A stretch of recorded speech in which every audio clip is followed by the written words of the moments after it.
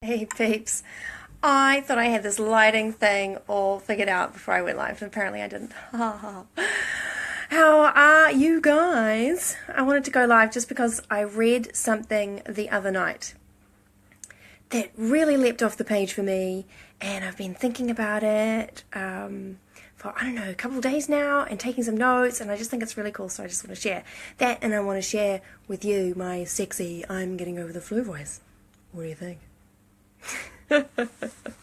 Anyway, so the book that I'm reading is about it's by Cami Dempsey and Denise Walsh. Can I show you this without showing you my really messy house?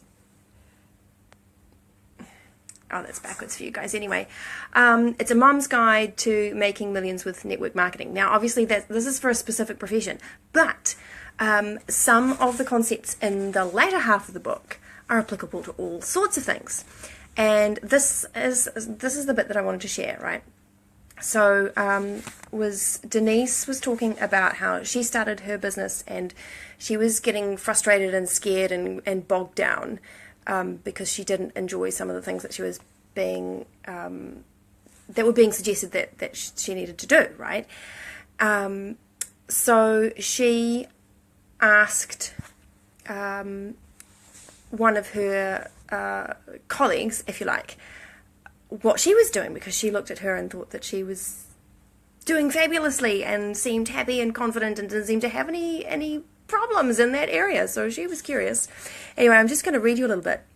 So Denise says, with my business off to a slow start, I asked Cami for some advice on how to overcome these feelings of uneasiness and doubt. We can all have those when we embark on anything new, right? Even though she was new to all of this too, Cami was also so confident and full of energy that I couldn't help but wonder what made our perspectives so different.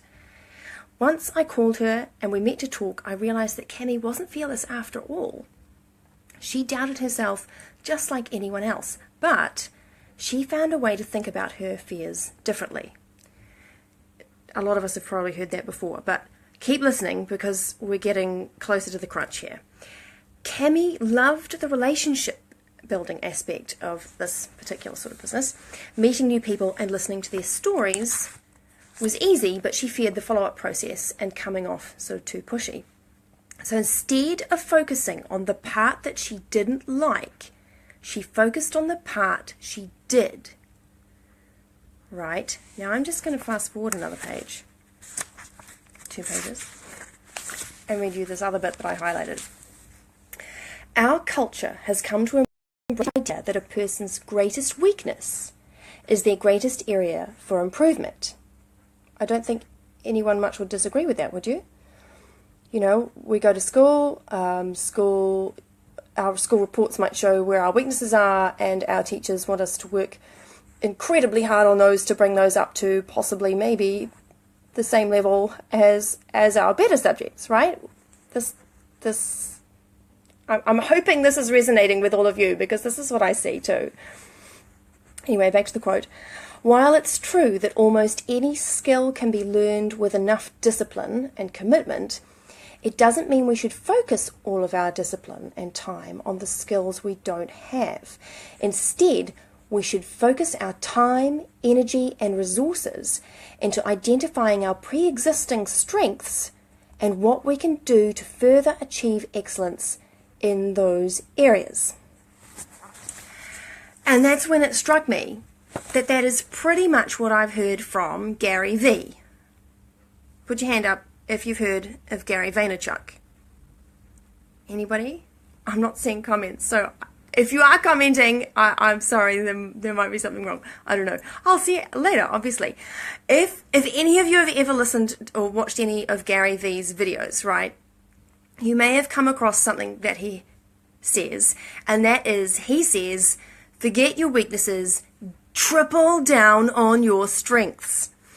Gary doesn't do anything by halves, so he wouldn't double down. He triples down. Now, I don't know. I'd be really interested to hear, sorry, the lighting again. I'd be really interested to hear what you all think on this, because I kind of feel like I've got a foot in two camps. Because on the one hand, yeah, triple down on your strengths, because that's where we all feel like we're doing a great job, and we're being lauded for doing that great job or whatever. You know, those aspects of what we do that everybody loves us for doing, that of course it's going to feel good. And I can definitely see the value in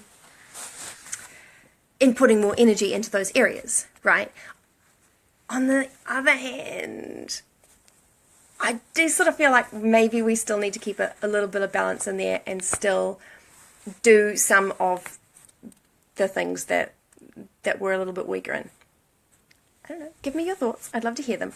I'm just going to revert now back to my notes, which I wrote on a pink post-it in pink pen. Yeah, really clever. So we've seen the conventional wisdom, which is identify your strengths and weaknesses, find your weaknesses so you can work really hard on them in order to eliminate them, right? But what Denise is saying she learnt from Cami, and what Gary Vee is trying to tell us, is find what your strengths are and run with them, right? I think what I probably am tempted to do, having thought a little bit more about this, is pretty much what I would do with kids. So when I was homeschooling our kids, you learn a lot that way. You learn a lot homeschooling. You have to learn sometimes you have to deal with some very fragile little egos.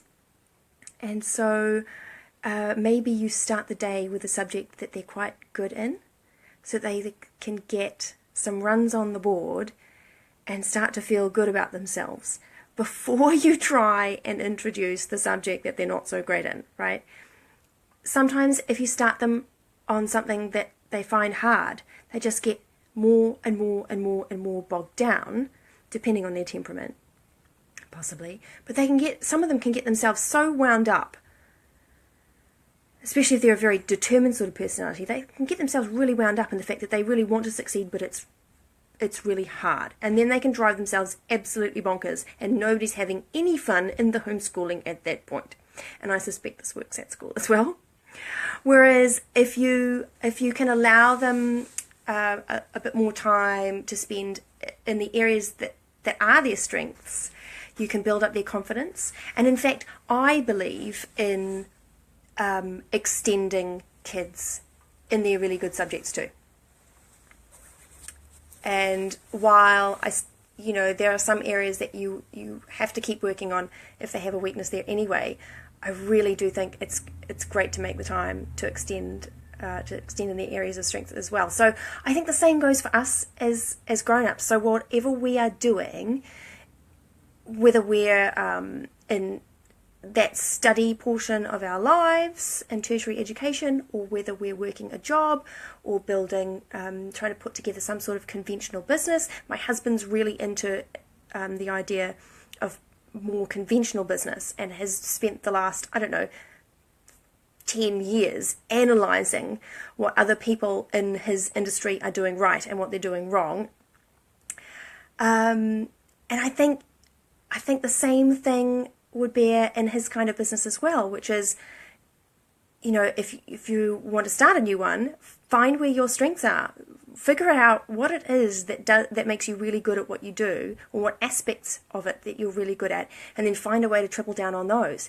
And then I think that's going to give you greater levels of success than focusing on the parts that you're weak in and trying to fill those gaps in yourself. Because ultimately, in life, we're going to do better if we optimize our strengths and then make sure we have other people on the team or that you're married to, right, that have complementary strengths. Does that make sense? I'm hoping all of that makes sense. Anyway, these are just some of my thoughts. And it would be interesting to hear whether you agree with Denise and Cami and Gary Vee and me. Pop a little comment in below, and I'm going to pop back in later and read them all and see what you guys think. What do you think? Would you rather triple down on your strengths than get bogged down in your weaknesses? I think I would.